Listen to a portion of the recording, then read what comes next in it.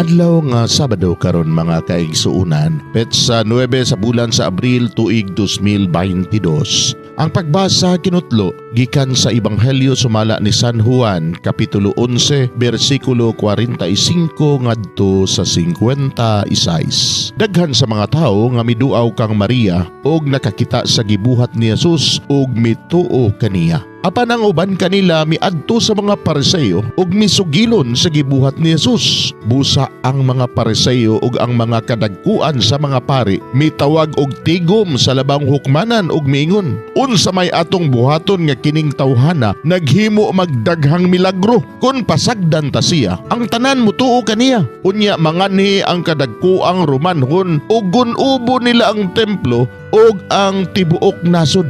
Usa kanila nga ginganlag Caifás, ang pangulong pare niadtong tuiga, miingon, walay hibang kaagan. Wala ba kamo mahibalo nga mas maayo alang kaninyo nga usara ka tawo ang mamatay alang sa katawhan kaysa malaglag ang tibuok nasod? Gisulti niya kini dili sa iyang kaugalingong kabubuton kundili ingon nga pangulong pari niadtong tuiga. Nagtagna siya nga si Jesus kinahanglang mamatay alang sa mga Hudyo ug dili lamang alang kanila kundili aron pagtigom ug paghiusa sa nagkatibulaag nga mga anak sa Dios.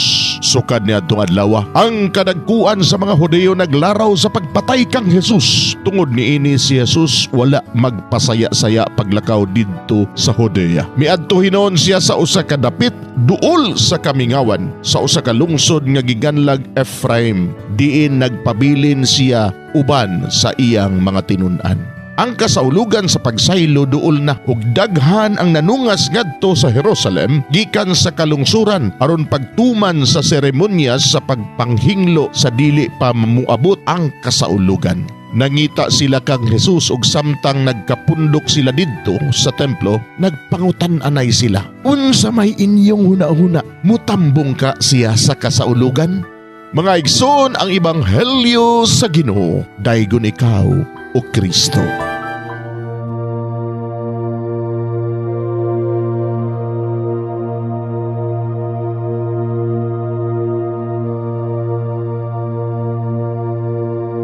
Pagampo sa dili pa magsugod sa trabaho. Magampo kita sa ngalan samahan sa Anak ug sa Espiritu Santo.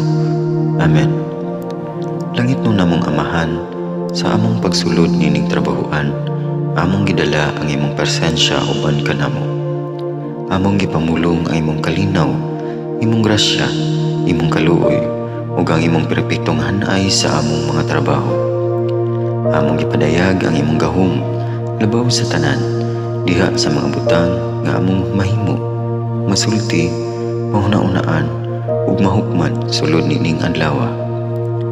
Ginoo, nagapasalamat kami sa gasa sa kinabuhi niining bagong adlaw, niining kahigayunan nga kami nakasulod sa trabaho ug mamahimong parte niining nga grupo. Salamat sa mga gasa nga imong gitugyan kanamo. Hamong gamiton kini diha sa pagimaya kanimo. Hatagi kami sa kusog ug kadasig sa pagbuhat sa among mga trabaho. Panalangini ang among mga proyekto, mga ideya ug kusog, aron sa ingon bisan sa pinakagamay namong mga kalampusan, magahatag kini sa imong himaya. Ubani kami Ginoo sa among pagtrabaho nining adlaw. Puna kini nga lugar sa inspirasyon ug kusog. Tabangi kami nga magtrabaho isip usa ka grupo nga mapakita sa usag-usa ang kamaayo. Himua kami nga maayo nga makabot namo ang mga butang nga kinahanglan namong buhaton. Himua kini nga lugar nga puno sa kalipay ug panagihigalaay. Ug kamugaway ug kalinaw ang mapatigbabaw niining dapita. Ginoo, kung kami anaa sa kalibog, giyahi kami.